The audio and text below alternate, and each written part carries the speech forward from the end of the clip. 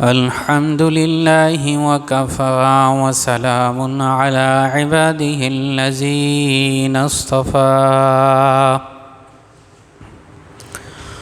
أما بعد فأعوذ بالله من الشيطان الرجيم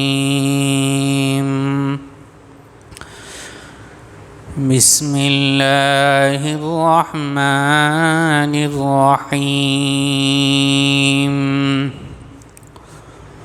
يا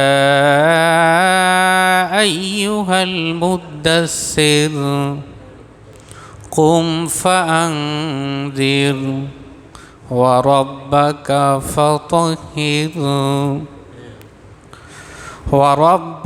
فكبر وثيابك فطهر والرجز فاهجر صدق الله المولانا العظيم وصدق رسوله النبي الأمي الكريم ونحن على ذلك لمن الشاهدين والشاكرين والحمد لله رب العالمين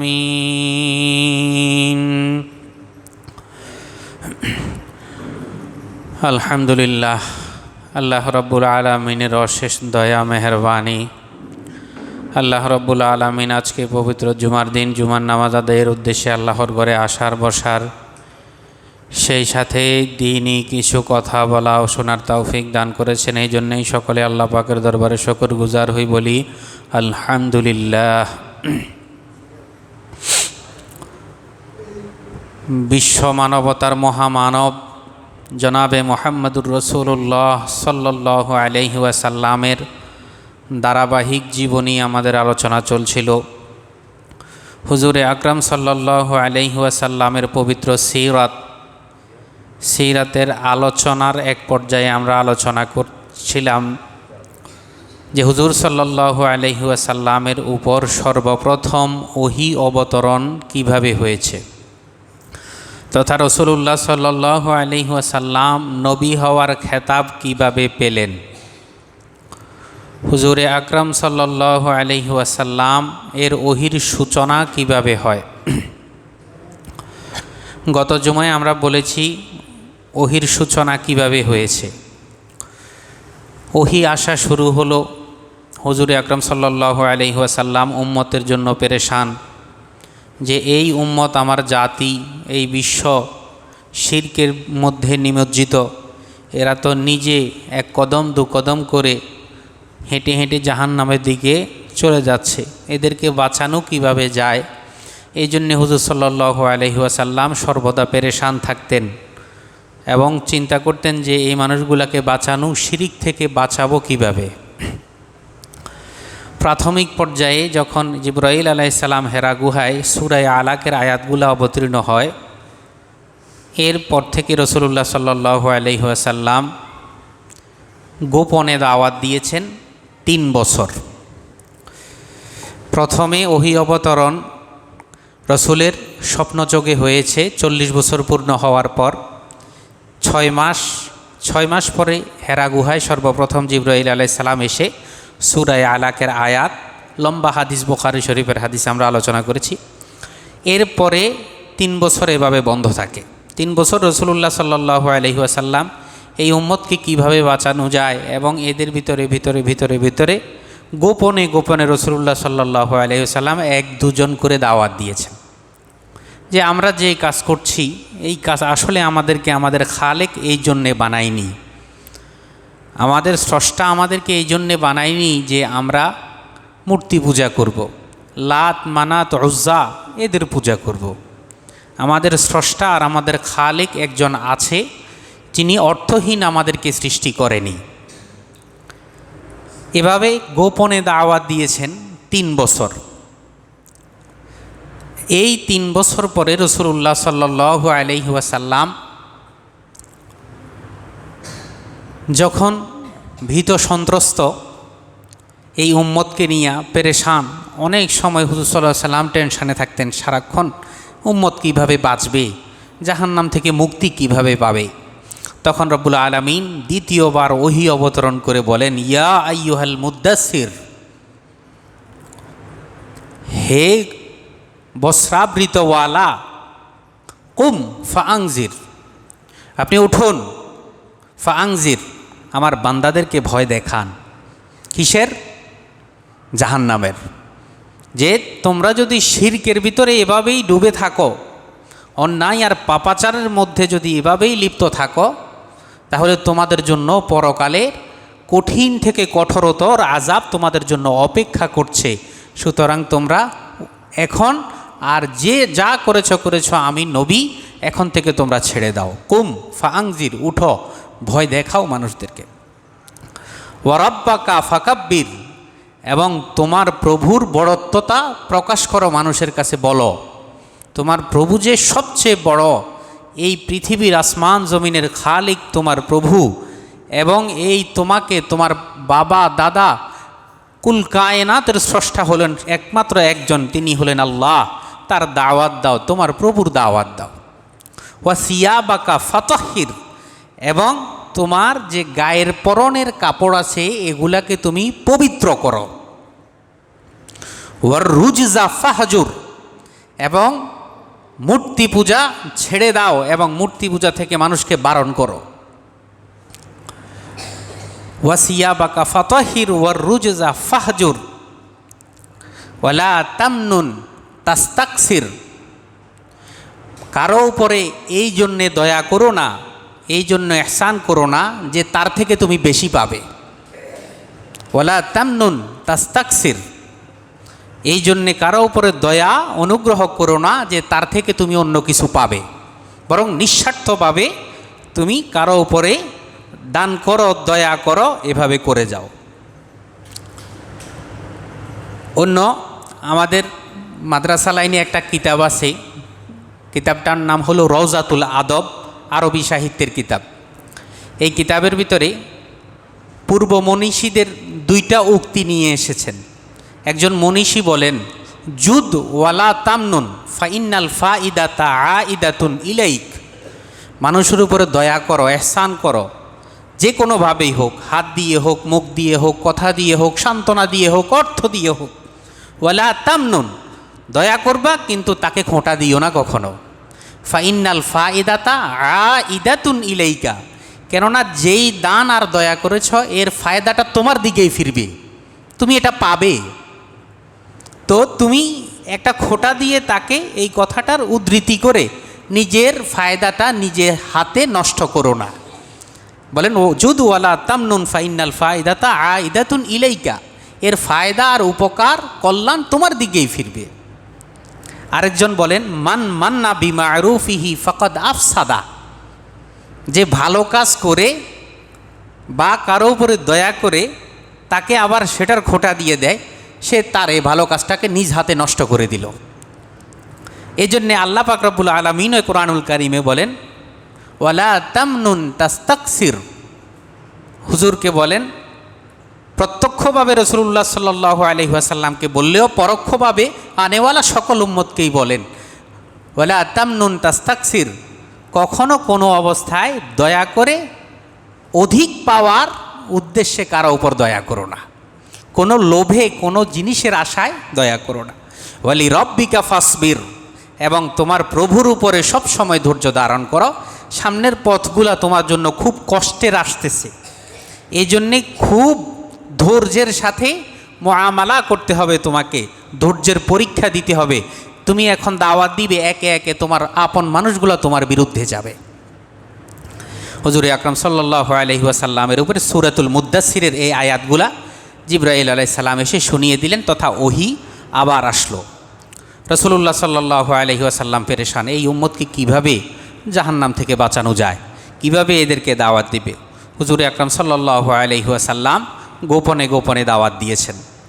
এই দাওয়াতের ফলে সর্বপ্রথম মহিলাদের ভিতরে আমাদের আম্মাজান হজরতে খাদিজা রাদিয়াল্লাহু তাআলা আনহা ইসলাম ধর্ম গ্রহণ করেন। আবু বকর সিদ্দিক রাদিয়াল্লাহু তাআলা আনহু, আলী ইবনে আবি তালিব রাদিয়াল্লাহু আনহু, এরা সহ কয়েকজন সর্বপ্রথম ইসলাম ধর্ম গ্রহণ করেন। আবু বকর সিদ্দিক রাদিয়াল্লাহু তাআলা আনহু নিজের প্রচেষ্টায় জুবায়ের, তালহা, আব্দুর রহমান ইবনে আউফ নিয়ে আরও কয়েকজনকে দাওয়াত দিলেন। এরা সকলে ইসলাম ধর্ম গ্রহণ করলেন। মোটামুটি পরিসরে কয়েকজন 20-25 জনের মতো ইসলাম ধর্ম গ্রহণ করলেন। হুজুর সাল্লাল্লাহু আলাইহি ওয়াসাল্লাম গোপনে গোপনে দাওয়াত দিচ্ছেন এবং এই আয়াতগুলো অবতীর্ণ হওয়ার পর ওই যে ওয়াসিয়াবাকা ফাতাহির, তোমার কাপড় তুমি পবিত্র করো, এ থেকে মুহাদ্দিসিনে কেরাম, মুফাসসিরিনে কেরাম বলেন তখন প্রাথমিকভাবে নামাজের কিছু বিধান ছিল। মেরাজের আগে 5 ওয়াক্ত নামাজ না থাকলেও সূর্য উদয় সূর্য অস্তার সময় এই 2 টাইমে নামাজ ফরজ ছিল বা নফল ছিল, নামাজ তখন পড়া হতো। রাসূলুল্লাহ সাল্লাল্লাহু আলাইহি ওয়াসাল্লাম গোপনে গোপনে নামাজ পড়তেন। একদিন হুজুর সাল্লাল্লাহু আলাইহি ওয়াসাল্লাম এবং আলী রাদিয়াল্লাহু তাআলা আনহু নামাজ পড়তেছে। এমন সময় রাসূলুল্লাহ সাল্লাল্লাহু আলাইহি ওয়াসাল্লামের চাচা আবু তালেব দেখলেন, দেখে বললেন, ভাতিজা এটা কী করতেছো তোমরা? তখন মুহাম্মদুর রাসূলুল্লাহ সাল্লাল্লাহু আলাইহি ওয়াসাল্লাম বিস্তারিত ঘটনা বললেন। চাচা, আল্লাহ পাক রব্বুল আলামিন আমাকে নবুয়তি দান করেছেন এবং আল্লাহ পাকের বিধান, আল্লাহ পাক আমাকে আদেশ করেছেন নামাজ পড়ার জন্যে। হুজুর সাল্লাল্লাহু আলাইহি ওয়াসাল্লামকে হযরতে আবু তালেব বললেন, ঠিক আছে, তুমি যেই কথাটা বললে আমাকে, তুমি এর উপরে অটল অবিচল থাকো, আমি তোমার সাহায্য করব। এই কথা বলার পরে রাসূলুল্লাহ সাল্লাল্লাহু আলাইহি ওয়াসাল্লাম নামাজ পড়তেন গোপনে গোপনে, দাওয়াতও দিতেন গোপনে গোপনে। কিছুদিন যাওয়ার পরে জিবরাইল আলাইহিস সালাম আবার আসলেন। এসে জিবরাইল আলাইহিস সালাম আরেকটি আয়াত অবতীর্ণ করলেন, সূরা শুআরা এর একটি আয়াত, ওয়া আনজির আশিরাতাকাল আকরাবিন। হুজুর সাল্লাল্লাহু আলাইহি ওয়াসাল্লামকে আল্লাহ রাব্বুল আলামিন আদেশ করে বললেন, ওয়া আনজির আশিরাতাকাল আকরাবিন, এবার তোমার দাওয়াতের পালা হলো তোমার নিকট আত্মীয়দের মাঝে। আকরাবিন আত্মীয় স্বজন, আত্মীয় স্বজনদের কাছে দাওয়াত পৌঁছাও তথা প্রকাশ্যে দাওয়াত তুমি এবার শুরু করো। হুজুর সাল্লাল্লাহু আলাইহি ওয়াসাল্লামের উপর যখন আয়াত নাজিল হলেন, ওয়া আনজির আশিরাতাকাল আকরাবিন, তখন হুজুর সাল্লাল্লাহু আলাইহি ওয়াসাল্লাম আরও পেরেশান যে এতদিন তো গোপনে ছিল, এখন আল্লাহ রাব্বুল আলামিন আমার আত্মীয় স্বজন তথা প্রকাশ্যে দাওয়াত দেওয়ার জন্য আদেশ করেছেন। এরপরে রাসূলুল্লাহ সাল্লাল্লাহু আলাইহি ওয়াসাল্লাম এই আয়াতটা আগে সূরা শুআরার আরও কিছু আয়াত আছে, এই আয়াতগুলোতে মূসা আলাইহিস সালাম ফিরআউন সংক্রান্ত যে ঘটনাগুলো ঘটেছে, মূসা আলাইহিস সালাম বনী ইসরাইল নিয়ে কি কি করেছেন, ফিরআউন মূসা আলাইহিস সালামের উপরে এবং বনী ইসরাইলের উপরে কি কি অত্যাচার করেছে, এগুলার আলোচনার পরে আল্লাহ আয়াত বললেন, ওয়া আনজির আশিরাতাকাল আকরাবিন। মুফাসসিরিনে কেরাম বলেন, কোরআনের ব্যাখ্যাকারগণ বলেন, এতে রাসূলুল্লাহ সাল্লাল্লাহু আলাইহি ওয়াসাল্লামকে বলা হয়েছে যে মূসা আলাইহিস সালাম দাওয়াত দেওয়ার কারণে যেরকম ফিরআউন এবং তার সম্প্রদায়ের লোক জালিমরা এই দাওয়াত গ্রহণ না করে মূসার বিরুদ্ধে গিয়েছেন, বরং শাস্তির জন্য তারা খুব আগ্রহী ছিল যে মূসাকে কিভাবে হত্যা করা যায় এবং বিভিন্ন কৌশল অবলম্বন করেছেন। তো আপনি যখন আপনার আত্মীয় স্বজনদেরকে দাওয়াত দিবেন তখনও আপনার একই অবস্থা হবে, আপনারও মানুষ বিরুদ্ধে যাবে, আপনার নিজের চাচা, আপনার নিজের মহাব্বতের মানুষ সবাই আপনার বিরুদ্ধে আচরণ করবে, এটা স্বাভাবিক। এই কথা বলেই বলেন আল্লাহ আগে আয়াতগুলো অবতীর্ণ করে পরে বলেন, ওয়া আনজির আশিরাতাকাল আকরাবিন, আপনি আপনার আত্মীয় স্বজনদেরকে ভয় দেখান। কিসের ভয়? জাহান্নামের ভয়। শিরিক থেকে বাঁচো, পাপ থেকে বাঁচো, গুনাহ থেকে বাঁচো, এভাবে ভয় দেখানোর আয়াত নাজিল করলেন। হুজুর সাল্লাল্লাহু আলাইহি ওয়াসাল্লাম একটা মাজমা ডাক দিলেন। হুজুর সাল্লাল্লাহু আলাইহি ওয়াসাল্লামকে সবাই আমরা আলোচনা করেছি, ওই যে হাজরে আসওয়াদ যে রাখার বিষয়টা, এখানে একটা বাকবিতণ্ডা হয়েছিল কুরাইশদের ভিতরে। তখন রাসূলুল্লাহ সাল্লাল্লাহু আলাইহি ওয়াসাল্লাম যখন মক্কা শরীফে খানায় কাবায় সর্বপ্রথম প্রবেশ করছেন, তখন সবাই বললে হলো, রদাইনাহু হাজা মুহাম্মদ, এ তো মুহাম্মদ, আমরা সকলেই তার উপরে সন্তুষ্ট, হাজাল আমিন, এ তো বিশ্বস্ত। সবাই রাসূলুল্লাহ সাল্লাল্লাহু আলাইহি সাল্লামকে ভালোবাসে। হুজুর সাল্লাল্লাহু আলাইহি সাল্লাম সকলকে ডাক দিলেন। ডাক দেওয়ার পরে আবুল আহাব এসে তখন হুজুর সাল্লাল্লাহু আলাইহি ওয়াসাল্লামকে বিভিন্ন মন্দসন্দ বলেন। আবুল আহাব আগে থেকেই জানে যে মুহাম্মদুর রাসূলুল্লাহ এখন নতুন মিশনের দাওয়াত দিচ্ছে, আমাদের প্রতিমার বিরুদ্ধাচরণ করছে। তখন আবুল আহাব বিভিন্ন ভাষায় হুজুর সাল্লাল্লাহু আলাইহি ওয়াসাল্লামকে গালমন্দ করে বিভিন্ন ভাষায় হুজুর সাল্লাল্লাহু আলাইহি ওয়াসাল্লামকে বললেন তুমি এখন থেকে তোমার এই মিশন বন্ধ করো, না হলে পুরা কুরাইশ তোমার বিরুদ্ধে দাঁড়াবে। রাসূলুল্লাহ সাল্লাল্লাহু আলাইহি ওয়াসাল্লাম পুরা মাজমায়ের ভিতরে প্রায় ৪৫ জন ছিল এই মাজমায়ে কুরাইশদের ভিতরে। হুজুর সাল্লাল্লাহু আলাইহি ওয়াসাল্লাম চুপ থাকলেন। মাজমা শেষ। দ্বিতীয়বার রাসূলুল্লাহ সাল্লাল্লাহু আলাইহি ওয়াসাল্লাম আবার ডাক দিলেন। কিছুদিন যাওয়ার পরে হুজুর সাল্লাল্লাহু আলাইহি ওয়াসাল্লাম আবার আরবদেরকে ডাক দিলেন, হে কুরাইশরা, তোমরা কে কোথায় আসো, সকলে একসাথে আমার কাছে আসো। সকলে এসে উপস্থিত। যেভাবে ডাকতো হুজুর সাল্লাল্লাহু আলাইহি ওয়াসাল্লাম তো আমিন, আল আমিন। হুজুর সাল্লাল্লাহু আলাইহি ওয়াসাল্লাম যখনই ডাকতো সবাই তার সকল কাজ ছেড়ে সাথে সাথে উপস্থিত হয়ে যেত। হুজুর সাল্লাল্লাহু আলাইহি ওয়াসাল্লাম তখন একটা খুতবা পড়লেন, আলহামদুলিল্লাহ, সকল প্রশংসা আল্লাহর জন্যে।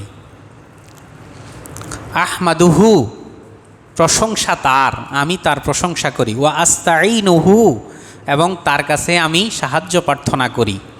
ওয়া উমিনু বিহি, এবং তার উপর আমি ঈমান আনলাম। ওয়া আতাওয়াক্কালু আলাইহি, এবং তার উপরে আমি ভরসা করি। এই কথা বলেন ওয়াহদাহু লা ইলাহা ইল্লাল্লাহু ওয়াহদাহু লা শারীকা লাহ, আল্লাহ ছাড়া কোনো ইলাহ নেই, তিনি একক, তার সাথে কোনো অংশীদার নেই। এই একটা খুতবা পড়লেন, মাসনুন খুতবা। এই খুতবা শেষ করলেন। খুতবা শেষ করে রাসূলুল্লাহ সাল্লাল্লাহু আলাইহি ওয়াসাল্লাম আরেকটি দাওয়াত দিলেন। দাওয়াতের প্রথমেই হুজুর সাল্লাল্লাহু আলাইহি ওয়াসাল্লাম একটা ভূমিকা দিলেন। বললেন, ইন্নার রাইদা লা ইয়াকযিবু আহলাহু আবাদা। হুজুর বললেন, কখনো কোনো কল্যাণকামী তার আত্মীয় স্বজন পরিবারের লোকদেরকে কখনো মিথ্যা বলে না। কল্যাণকামী লোক তার আত্মীয় স্বজন, নিকট আত্মীয়, পাড়া প্রতিবেশীদেরকে কখনো মিথ্যা কিছু বলে না। ইন্নার রাইদা লা ইয়াকযিবু আহলাহু আবাদা। এ কথা বলে হুজুরে আকরাম সাল্লাল্লাহু আলাইহি ওয়াসাল্লাম বললেন, ওয়াল্লাহি আল্লাযী লা ইলাহা ইল্লাহু, আল্লাহর কসম করে বলছি যিনি ছাড়া আর কোনো ইলাহ নেই। ইন্নী রাসূলুল্লাহি ইলাইকুম খাসসা ওয়া ইলান নাসি আম্মা। হুজুর বললেন, নিশ্চয়ই আমি আল্লাহর প্রেরিত রসুল, বিশেষভাবে তোমাদের জন্যে, আরব সম্প্রদায়ের জন্যে। হুজুর সাল্লাল্লাহু আলাইহি ওয়াসাল্লাম আরব দেশেই তো এসেছেন। নবী যদিও সারা বিশ্বের জন্য এসেছেন বংশ আরব থেকে, এই জন্য হুজুর বললেন বিশেষভাবে আল্লাহ আমাকে নবী করে তোমাদের জন্য পাঠিয়েছেন। ওয়া ইলান নাসি আম্মা, আর কুল কায়নাত সারা বিশ্বের জন্যে সাধারণভাবে আল্লাহ আমাকে নবী করে পাঠিয়েছেন। এরপরে হুজুর সাল্লাল্লাহু আলাইহি ওয়াসাল্লাম বলেন, হে লোক সকল, ওয়ালা তামুতুন্না কামা তানামুন, নিশ্চয়ই একটা কথা মনে রাখো, তোমরা সকলেই মারা যাবে যেরকম তোমরা সকলেই ঘুমাও। তোমরা সকলেই মারা যাবে যেমন তোমরা সকলে ঘুমাও। এরপরে বলেন, ওয়ালা তাবআসুন্না কামা তাস্তাইকিজুন, এবং তোমরা সকলেই পুনরুত্থিত হবে। মারা যাওয়ার পরে তোমরা সকলেই নষ্ট হয়ে ধ্বংস হয়ে যাবে না, আবার তোমাদেরকে উঠানো হবে যেমন কামা তাস্তাইকিজুন, যেমন তোমরা ঘুম থেকে উঠো। এক হাদিসে রাসূল বলেন, আন-নাওম আখুল মাউত ওয়ালা নাওমা ফিল জান্নাহ, ঘুম হলো মাউতের ভাই, ঘুম হলো মাউতের ভাই, ওয়ালা নাওমা ফিল জান্নাহ, জান্নাতে কোনো ঘুম নেই। তো হুজুর সাল্লাল্লাহু আলাইহি সাল্লাম উদাহরণ দিয়ে বলেন, যেমনটি করে তোমরা ঘুমাও এরকম করে একটা সময় তোমরা মারা যাবে, আবার যেমনটি করে তোমরা ঘুম থেকে জাগ্রত হও এরকম করে এক সময় কবর থেকে তোমরা পুনরুত্থিত হবে। এবং ওয়ালা তাহাসাবান্না বিমা তা'মালুন, তোমরা কি কি কাজ করো এই সবগুলোর হিসাব নেওয়া হবে।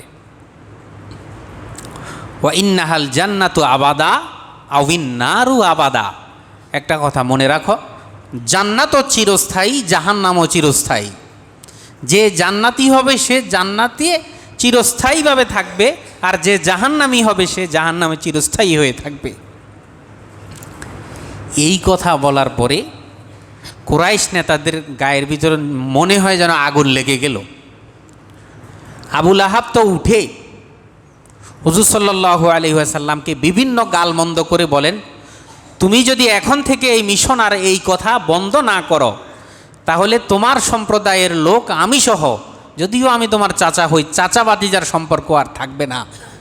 তোমার বিরুদ্ধে আমি তরবারি নিয়ে দাঁড়াবো এবং পুরা কুরাইশ খানদান, পুরা আরববাসী তোমার বিরুদ্ধে তরবারি ধরবে। এখন তুমি এই কথা ফিরিয়ে নাও, আর কখনো তুমি এই ধরনের দাওয়াত দিবে না। আবু তালিব সাথে সাথে দাঁড়িয়ে গেলেন। আবু তালিব দাঁড়িয়ে বললেন, মুহাম্মদ, তুমি তোমার মিশন তুমি চালিয়ে যাও, তোমার মিশনে তুমি এক চুলো তুমি পিছপা হবে না, তুমি দাওয়াত দিতে থাকো। কে কবুল করলো কে কবুল না করলো এতটা দেখার সময় নাই, তুমি দাওয়াত দাও, আমি তোমার পাশে আছি যতক্ষণ আমার দেহে প্রাণ আছে। আমার দেহে যতক্ষণ প্রাণ আছে ততক্ষণ আমি তোমার মিশনের পাশে আছি, তোমার পাশে আছি। আমার দেশের শেষ রক্তবিন্দু দিয়ে হলেও আমি তোমাকে সাহায্য করব। হুজুর সাল্লাল্লাহু আলাইহি ওয়াসাল্লাম এই মাজমা শেষ। হুজুর সাল্লাল্লাহু আলাইহি ওয়াসাল্লাম এই কিছু মানুষকে দাওয়াত দিলেন। এর পরবর্তীতে রাসূলুল্লাহ সাল্লাল্লাহু আলাইহি ওয়াসাল্লাম, যেটা আমরা সকলেই জানি, যে সাফা পর্বতে দাঁড়িয়ে হুজুর সাল্লাল্লাহু আলাইহি ওয়াসাল্লাম আপন সম্প্রদায়ের সকল লোককে আহ্বান করেছেন।